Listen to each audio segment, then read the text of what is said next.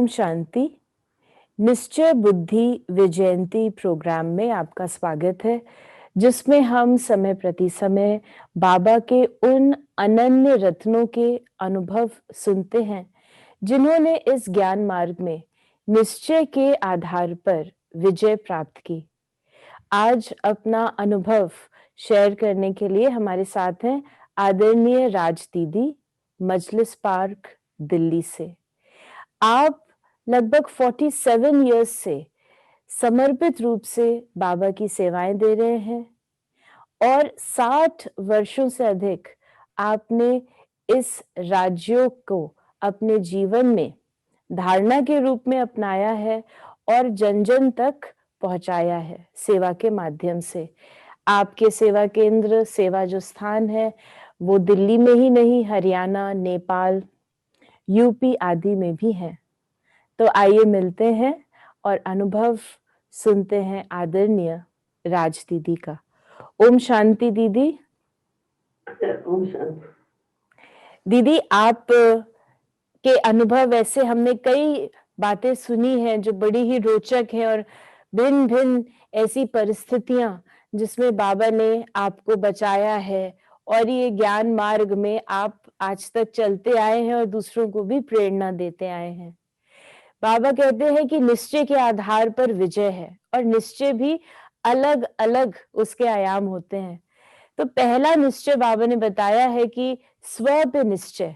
हम आपसे जानना चाहेंगे कोई ऐसी वारदात, कोई ऐसी घटना जिससे आपका स्व पर निश्चय पक्का हो गया कि मैं कौन हूं। कुछ ऐसे अनुभव अगर आपको याद है तो आप हमारे साथ जरूर शेयर करें। ओम शांति। मैं ये कहना चाहती हूँ, कोई तो प्रवचन सुनते हैं तो उनके अंदर में बैठता है, बुक्स पढ़ी है तो उनके अंदर निश्चय बैठता है, परंतु कोई प्रैक्टिकल उनके साथ बीतता है वो निश्चय बहुत भारी होता है।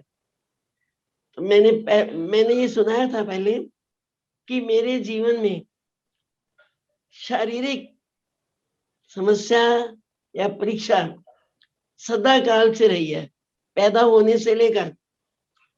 एक वंडरफुल बात यह है कि मुझे कभी भी मन में लगा नहीं कि मैं बीमार रहती हूँ, मैं चोटिल हूँ या मुझे कुछ है। इतनी मस्त रहती हूँ, ये एक वरदान है। सभी कहते हैं कि आपको तो ऐसे हुआ था। एक बार मैं गिर गई, इतनी चोट लगी और स्टेज तैयार थी, क्रिसमस डे का प्रोग्राम था। सब कहने लगे आज नहीं होगा। मेरे कान में बात पड़ गई, मैंने कहा अवश्य होगा। मैं मुख पहुंच के बाबा को याद करती हुई जाके स्टेज पर बैठ गई। अपनी मुंह मियां मिठू नहीं बनना चाहिए, लेकिन उस टाइम जिन्होंने प्रोग्राम देखा कहने लगे कि बहुत अच्छा प्रोग्राम था और आपने बहुत अच्छे से सिद्ध किया, कमाल हो गई। ये मेरी कमाल नहीं है, मुझे अंदर में लगा कि बाबा आप आके कार्यक्रम कर जाते हो, हमारा तो केवल नाम होता है, करते तो आप ही हो। तो मैं पहले भी ये सुना रही थी कि बस का एक्सीडेंट हुआ और मैं पीछे बैठी हुई थी सबसे। स्कूल बस थी, बच्चे भी थे उसमें, लास्ट स्टॉप आ गया था और पिछली बस की जो दीवार थी और सारी शीशे मेरी पीठ पर ही टूटे और मुझे ही चोट लगी। कुछ पता नहीं, मेरे तो ये लगा कि एक तारा ज्योति बिंदु ब्रिकुटी से निकल गया है और ऊपर चला गया है, लाल लाल प्रकाश। और जब मुझे होश आया, लाल प्रकाश से आकर फिर ब्रिकुटी में बैठ गया। इतनी बड़ी बात दिखाई दे जाए तो किसको निश्चय नहीं होगा। वंडरफुल है। मेरी तो ये सीरीज है घटनाओं की। लोग इनको दुर्घटनाएं कहते हैं, मैं सुघटना कहती हूँ, जिससे मुझे इतना सीखने को मिला। तो मैं सुना रही थी, गांव में सेवा थी और हम ऑटो में गए। विद इन 1 सेकेंड, पलक झपकने जितने टाइम पे एकदम मालूम नहीं क्या हुआ, ऐसा देखा पीली पीली चादर चमकती हुई बिछी हुई है बीच रोड में, और हम उस सेट में बैठे हुए हैं। जब मुझे ध्यान आया तो मैंने सोचा, क्या मैं कहीं पर सत्संग करा रही हूँ, कहीं क्लास करा रही हूँ, ये कौन सी जगह है? ये पीली चादर किसने बिछा दी बीच रोड में? और इतने में जो साइड से ट्रैफिक जा रहा था, बस से एक क्षण रुकती और खिड़की से देखते लोग और कहते एक्सीडेंट एक्सीडेंट, और चल पड़ते। मुझे इंचक भी चोट नहीं आई, और हम जो मेरे साथ कन्या थी और माता थी उनको चोट आई, पर मुझे नहीं आई। खैर उनकी चोट भी मैं उसमें सहभागी हूँ, ऐसा नहीं कि मुझे कोई उनकी खुशी हुई। लेकिन एक बात है कि शिव बाबा मुझे क्या बताना चाहते हैं, क्या सिखाना चाहते हैं, ये अचानक आंधी आई थी, पीछे समझ में आया स्कूटर की ऑटो की छत उड़ के हमसे पहले बीच रोड में बिछ गई, जैसे कोई चादर बिछाते हैं। एक भी सिलवट नहीं, हम उस पर आराम से बैठ गए। फिर स्कूटर टेढ़ा हुआ, हम ऐसे उतर के बैठ गए कि जैसे कुछ हुआ ही नहीं है।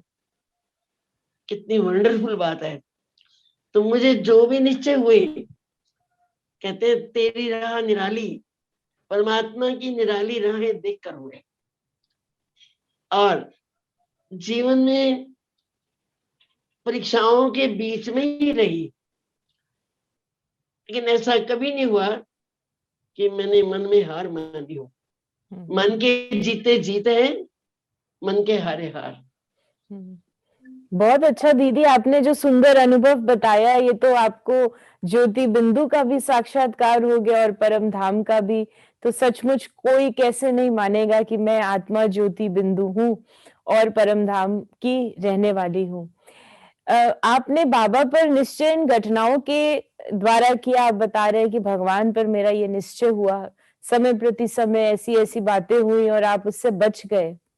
लेकिन ये कैसे निश्चय हुआ कि ये बाबा है, यही परमात्मा है, यही शिव उनका नाम है, ये ब्रह्मा के द्वारा ज्ञान दे रहे हैं और अब अव्यक्त रूप से दादी गुलजार जी के माध्यम से वो ज्ञान दे रहे हैं। तो ये जो निश्चय है कि ये बाबा है, मेरा बाबा है, भगवान है, वो कैसे हुआ? ये भी बड़ी कमाल की बात है।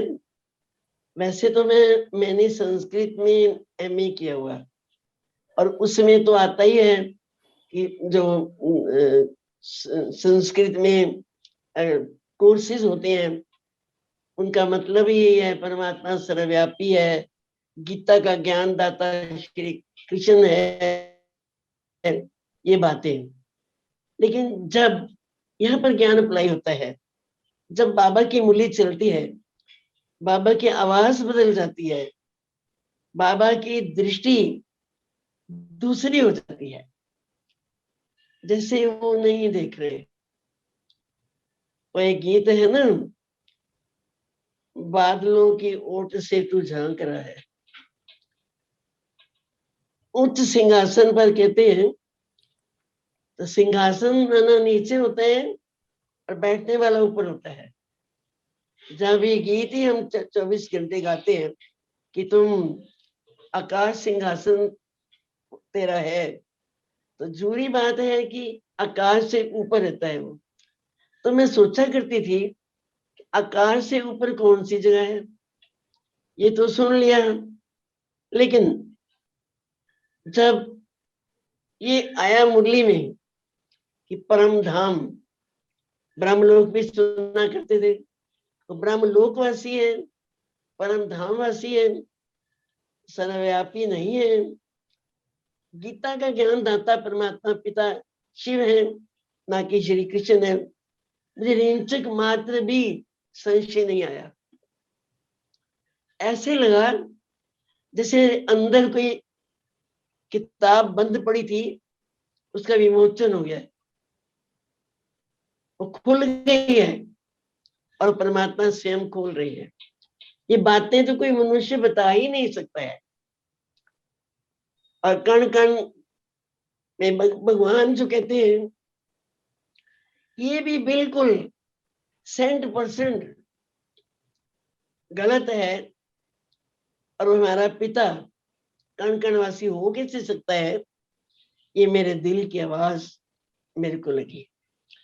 इतना समय वेद शास्त्र उपनिषद जो कोर्स में थे, जो बुक्स पढ़ते थे, उनको टैली किया अंदर में, और मुझे 100% बातें सत्य लगती रही। जरा भी नहीं लगा कि ये कोई गलत हो। उनका चेहरे का बदलना, गुलजार दादी जी की आवाज में चेंज आ जाना, उनमें देखने वाले को तो दिखता है ना अलौकिकता। क्योंकि मैं रहती दिल्ली पांडव भवन में थी, गुलजार दादी जी के संग ही रहते थे। उनके रोजमर्रा के जीवन में उनके साथ थी, तो उनका तब भी तो चेहरा देखती थी ना। तो अव्यक्त रूप का चेहरा देखकर ये अंदर से आवाज आती थी, ये वो नहीं है, ये वो नहीं है। तो क्या है? वही है, वही है, वही है। क्या वही है जिसके लिए वो कहते हैं एंड में आवाज आएगी कि वही है परमात्मा पिता। निश्चय किया नहीं जाता, हो जाता है।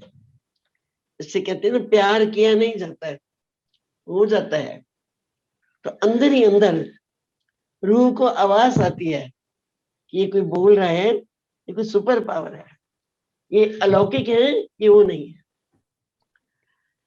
कहने को तो बहुत कुछ है, कहने पे आते तो कुछ बातें वर्णन नहीं हो सकती हैं मुख से, अनुभव की बातें होती हैं।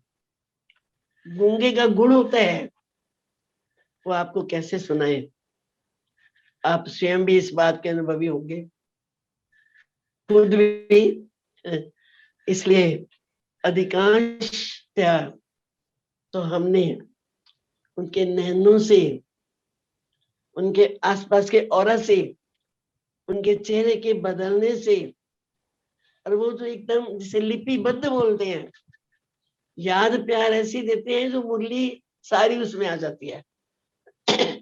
टिपिकल शब्द, एक एक कॉमा बिंदु तक वही, ये कोई इंसान कर नहीं सकता।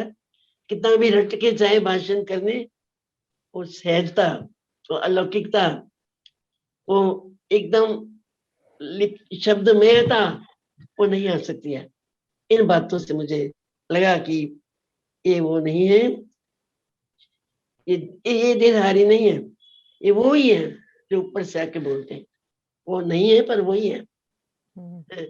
बहुत ही सुंदर दीदी। यानी आपने संस्कृत की तो आप कहेंगे ज्ञाता थी, और इतनी संस्कृत की आपने विद्या ली, और साथ ही साथ जो बाबा ने ज्ञान दिया उसको स्पष्ट रीति समझा, ज्ञान के आधार से और वाइब्रेशंस नैनो की भाषा के आधार से ये निश्चय पक्का हो गया कि ये परमात्मा ही हो सकते हैं, अन्य कोई साधारण मनुष्य आत्मा ऐसा ज्ञान दे ही नहीं सकती इस प्रकार से और इतने लंबे समय तक, और इतना सटीक ज्ञान।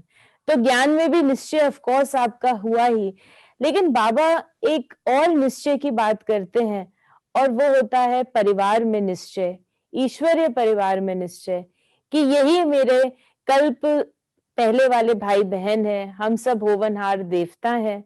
तो बाबा ने ये 4 बातें हमें बताई हैं। ड्रामा में भी निश्चय बाबा बताते हैं, लेकिन परिवार में निश्चय की कोई ऐसी अनुभव अगर आपके पास हो तो वो भी आप हमसे शेयर करें कि यही मेरा ईश्वरीय परिवार है। जहां तक ईश्वरीय परिवार का संबंध है, मैंने कोई ऐसी खास कल्पना नहीं की थी उनके लिए, सोचा ही नहीं था। लेकिन अनायास ही ऐसा हो गया कि मैं ऐसे परिवार में रहने लगी तो वैसा परिवार मुझे मिल गया। जैसे हमारे लौकिक में हमारे भाई ने एक बार कहा, क्या ड्रामा ड्रामा करती है, चल बर्फी लेके आया और मेरे मुख में डालने लगा। और मिलिट्री मैन कर्नल, आज मैं खिला के छोड़ूंगा। देखती हूँ तेरा बाबा कैसे बचाता थे। मैं चुप रही। Silence is the best answer. मैंने बाबा को आगे कर दिया। मैंने मन ही मन कहा, बाबा मैं तो कुछ कहूंगी नहीं, कहने से मानेगा नहीं, अब आप जानो। और बाबा को आगे करके उसको ऐसी दृष्टि दी, मैं छिप जाऊं, मेरा बाबा है जिसके मुख में वो डाल रहा है। मनुष्य की क्या ताकत जो बाबा के मुख में डाल जाए। नैनू को देखते ही कहता है, बर्फी का टुकड़ा फेंक दिया, कहता खा ना खा, मेरी क्या मर्जी, मेरी मुझे क्या पड़ी है, मेरी बला से, जैसे लौकिक में बोलते हैं। और उसने फेंक दिया और चला गया। ये किसकी ताकत है? पिता की ना। पिता ने भाई से बचा लिया। फिर मैं शादी में गई, मैं जुड़वा बहन हूं, तो उसकी शादी थी, आपकी बहन की? बहन की। जी। मैंने तो बाबा से कर ली ना। तो अभी तक परिवार में इतना खुली बात नहीं हुई थी कि मैं ब्रह्मा कुमारी बन गई। तो मैं गई, हमारे पिताजी ने हमारे आगे रिवाजी जो रखते हैं, रसगुल्ले वगैरह, दाल बीजी रखी। मैं कुछ बोली नहीं। हमारी बहन अपने आप ही कहती है, बाबूजी उठा लीजिए, ये ब्रह्म कुमारी बन गई है, ये नहीं खाएगी। और उन्होंने उठा लिया। इतना सहज हो गया कि सोचा भी नहीं था। इस तरह से फिर मैं एक अपनी फ्रेंड के यहाँ गई निमंत्रण देने, तो कहती है, आपके पिताजी का पत्र आया हुआ है, उन्होंने सबको पत्र लिखा है कि ब्रह्मा कुमारी बनने जा रही है, छोटी उम्र है, खता खाएगी, अभी तो जवानी है, पैसा है, नशा है इसको, जब बूढ़ी होगी, बीमार होगी, तो कोई नहीं इसको पूछेगा। मैं चुप रही। और बहुत समझाया उन्होंने। कहते हैं उन्होंने पत्र लिखा है कि इसका जवाब दो, हमें समझाओ। तो मैंने कहा फिर, वो शादीशुदा थी, कहती मेरे ससुर को पत्र आया है। मैंने बोला तो समझाया आपने? उन्होंने, आपके फादर इन लॉ ने। कहती नहीं, आजकल कौन किसके बीच में पड़ता है, सबके अपने अपने मतलब है, सब अपने हिसाब से चलते हैं, कोई किसी को कुछ नहीं कहता। इतने पत्र गए परिवार के रिश्तेदारों ने, फादर के, मुझे किसी ने कुछ भी नहीं कहा।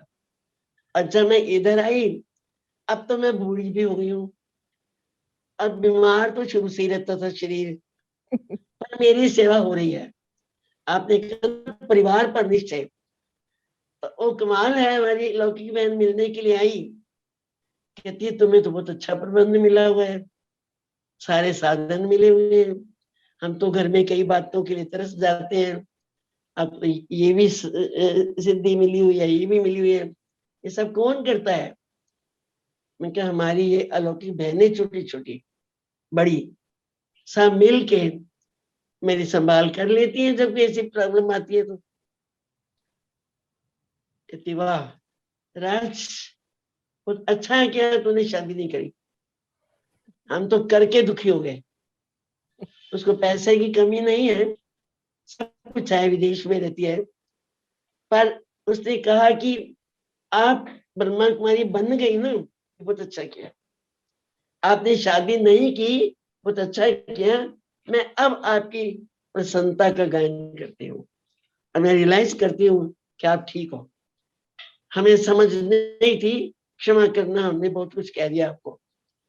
और हमारा जो प्रबंध, जब बहनें बीमार होती हैं, उनकी सेवा कैसे होती है, कैसे दौड़ के आती हैं कोई बात पर, मैं अपनी सेवा से बहुत संतुष्ट हूँ। मतलब जो मेरे उस टाइम मुझे मेरी केयर होती है, इस एज में जो मुझे चाहिए वो सब मिलता है, बिना कहे मिलता है, बिना भूखे भोजन आ जाता है। बहनें बार बार कहती हैं, क्यों नहीं करती हो भोजन, भोजन कीजिए, करना ही आपको, भूख नहीं है तो भी थोड़ा खाना है। और जब गृहस्थी माताएं हमारे सामने रोती हुई आती हैं, कि बेटा नहीं पूछता, बहू के इशारे पे चलता है, पोता भी नहीं पूछता है, खाने पे भी झगड़ा, रहने पे भी झगड़ा, हर बातों में झगड़ा होता है। आपकी तो इतनी अच्छी केयर हो रही है। फिर मैंने देखा दादियों को एक बेबी की तरह पालती है मैंने, शरीर को। दादियां तो आत्मा को पालती है ना, शक्ति देती है, दृष्टि देती है, उनके तन की केयर कितनी ज्यादा होती है। ये हमारा परिवार का संबंध है, ये अलौकिक परिवार है। तो उनको जवाब मिल गया कि जब बुढ़ापा आएगा, आपके पास कुछ नहीं होगा, आप रोगी हो जाएंगी, तो आपको कोई नहीं पूछेगा। ऐसी बात तो नहीं है कि मेरे पास कुछ नहीं है, लेकिन वंडर तो ये है कि जिसके पास होता है वो भवन बनाए तो कोई बड़ी बात नहीं। मेरे पास कुछ भी नहीं, अब बाबा ने इतना बड़ा भवन मस्जिद पार्क का दोबारा बनवा दिया तोड़ के, वंडर नहीं है। और जब कोई बिल आया, आवश्यकता पड़ी, तब मैंने सोचा मैं कहाँ से करूंगी, तभी कहीं से आ गया। अभी परसों ही एक भाई ने कहा कि ORC में हॉस्पिटल बन रहा है, हमें ब्रिजमोहन भाई साहब से बात करके बताओ, हमारा भाई वहां पर डोनेशन देना चाहते हैं, कुछ बड़ी चीज करना चाहते हैं, तो आप बात करके बताओ, हम वहां करेंगे। ये किसकी कमाल है, अपने आप ही कार्य हो जाते हैं। दादी चंद्रमणि जी कहती थी, हाथ में कुछ होता नहीं, काम कोई रुकता नहीं। मैं इस बात का अनुभव कर रही हूँ। ये बहुत परिवार मेरा अपना है, और ये कितनी बड़ी बात है, वो हमारी सब तरह की सेवा करती है। हम भी उनको पूछते हैं जो उनको चाहिए। अच्छा शहजादा तो नहीं कहेगी। बहुत ही सुंदर दीदी, आपने बहुत अच्छा अनुभव ये बताया। ये जो उससे सार निकलता है कि आपने ईश्वरीय परिवार और बाबा मेरा पिता है, हम सब भाई-बहन हैं, इस पे निश्चय रखा और इस ज्ञान मार्ग में, सेवा में आगे बढ़ते गए। तो आज आपके लौकिक परिवार भी ये देखता है कि आपने सही निश्चय लिया और हम आपस में एक-दूसरे की संभाल करते हैं, तो बहुत ही सुंदर अनुभव है। चाहे वो स्थूल सूक्ष्म जो भी प्रबंध हो, वो बाबा अपने बच्चों का, अपने ही बच्चों के द्वारा कराता रहता है और एक दो का भाग्य बनाता रहता है। आगे बढ़ते हैं दीदी, तो आपसे प्रश्न पूछने में बड़ा ही आनंद आ रहा है आपके अनुभव सुनकर। अ, दीदी एक और चीज होती है जब हम निश्चय बुद्धि की बात करते हैं कि कई बार हमारा निश्चय हिलाने की भी परिस्थितियां आ जाती हैं।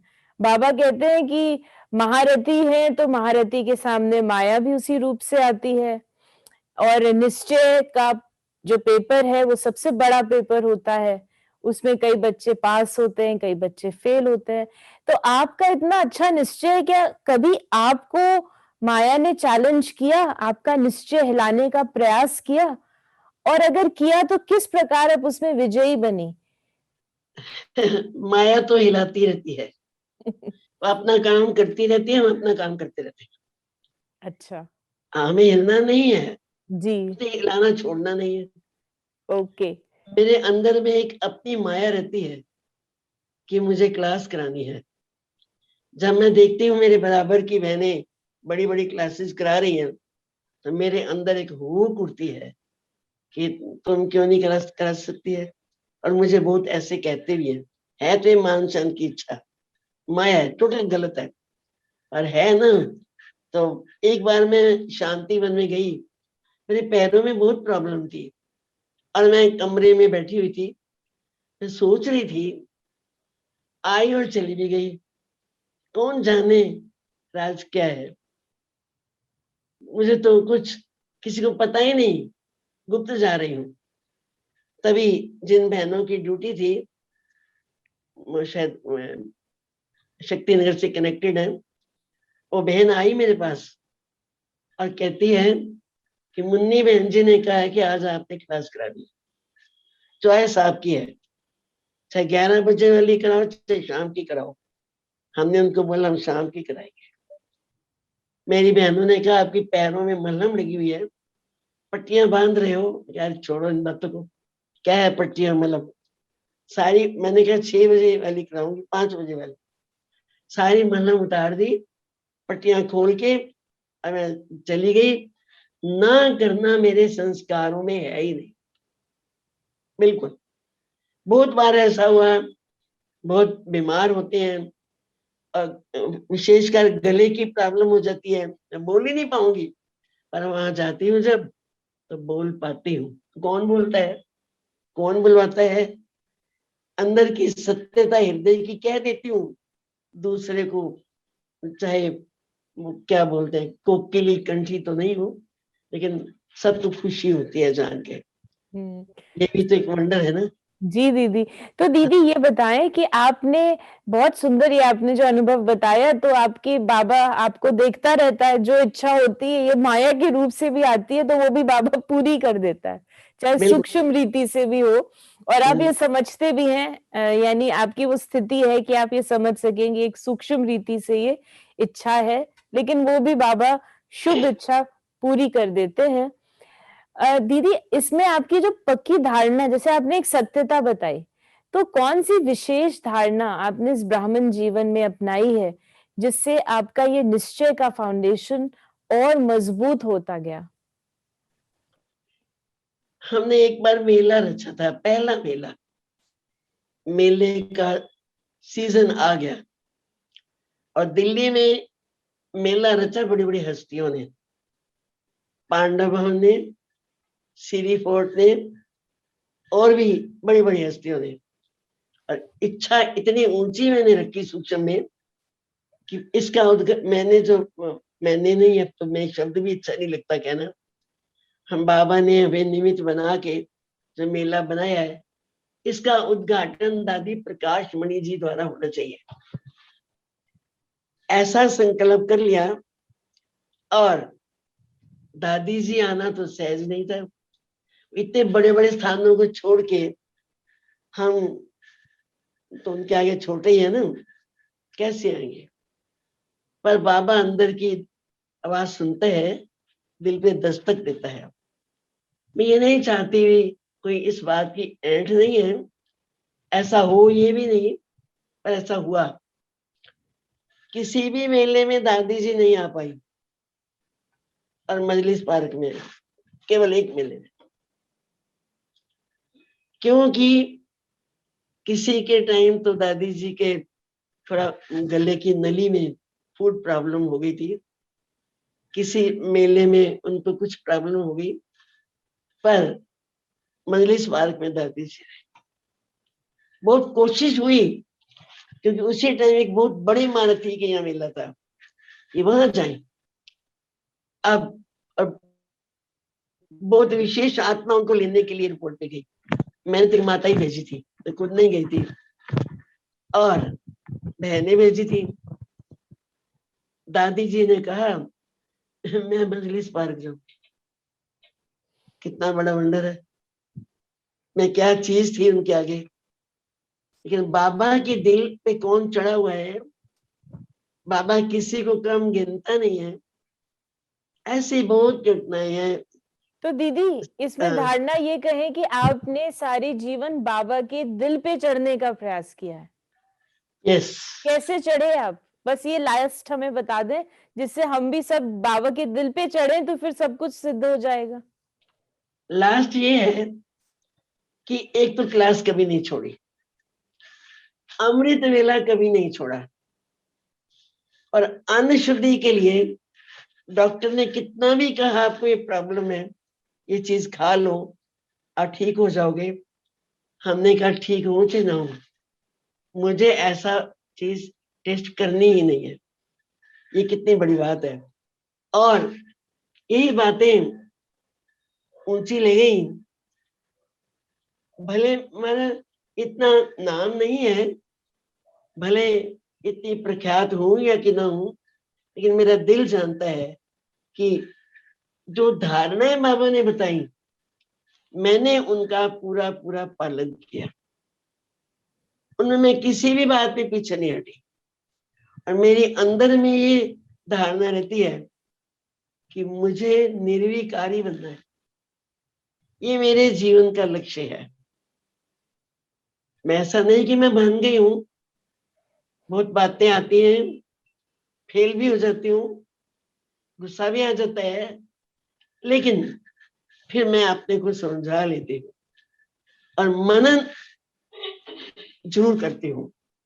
जो लिखने की कला बाबा ने दी, जो मुरली चलती थी उसी के ऊपर तुरंत कविता लिख देती थी, बाद में उसको पढ़ के उसके ऊपर विचार करती थी। ये बातें मेरे को आंतरिक हार्दिक आह्लाद देती थी। आह्लाद शब्द बहुत गहरा है और मैं बहुत खुश होती थी, क्योंकि वो जो कहते हैं ना, कोई देखे या ना देखे, अल्लाह देख रहा है। बाबा तो ऊपर से देखता है ना, कि मुझे किसी धारणा को तोड़ना नहीं है, किसी भी शर्त में।